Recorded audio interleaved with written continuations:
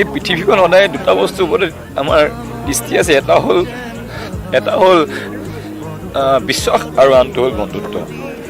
অসমৰ জনপ্ৰিয় অভিনেতা নয়ন নিলিমৰ নতুন ছবি বন্ধু। ছবিখনৰ শুভ মুক্তি যোৱাকালি তথা 4 নৱেম্বৰত হৈ যায়। কিন্তু বৰ্তমান চৰ্চাত থকা শ্যামন্তিকা শৰ্মা বাৰু বন্ধু চাবলৈ আহিলনে? সৰু সৰু সৰু ধিটিঙালি সৰু দুষ্টামি ডাঙৰ নহম যেন কাহানিও পটু পটু পটু বাতৰি যদি বন্ধু ধৰিবা তুমি। লগতে শ্যামন্তিকা শৰ্মাক যেতিয়া নয়ন নিলিমে ছবি প্ৰিমিয়াৰলৈ ফোনযোগে নিমন্ত্ৰণ জনাইছিল তেতিয়া অভিনেত্ৰীগৰাকীয়ে কি কৈছিল প্ৰথমে তাৰে এটা অডিঅ' ক্লিপ শুনি লওঁ আহকচোন। হেল্ল', হেল্ল', মই নয়ন নিলিমে কৈছোঁ। হয় কওক। কালিলৈ ছবি প্ৰিমিয়াৰ পাতিছোঁ গণেশগুৰি চিটি চেণ্টাৰ PVR।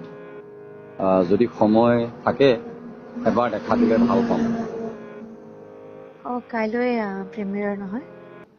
হয়। যাব পৰা হ'লে ভালে পালোহেঁতেন, কিন্তু মই একেবাৰে অসুস্থ হৈ আছোঁ এইকেইদিন। লগতে চাওঁ আহক অভিনেতাজনে হঠাৎ কিয় কেমেৰাৰ সন্মুখত কান্দি উঠিলে। আজি এতিয়া আচলতে বন্ধু পোৱাটো খুব দুৰ্লভ বুলি ক'ব লাগিব। কাৰণ আজিকালি ইমান কৃত্ৰিমতা আমাৰ আগুৰি গৈছে আমাৰ জীৱনবিলাকত। বন্ধু সদায় অকৃত্ৰিম ভাল পোৱা। আজি যেন আমাৰ জীৱনবিলাক হেৰাই গৈছে।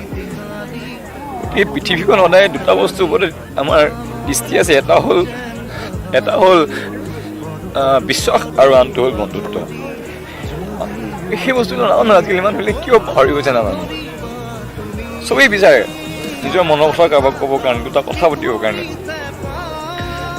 গতিকে চবকে আহ্বান জনাওঁ যে এই ফেক পৃথিৱীখনৰ পৰা আঁতৰি সঁচা পৃথিৱীখন বসবাস কৰক। জীৱনবোৰ প্ৰত্যেকৰ জীৱন ধুনীয়া হৈ যাব।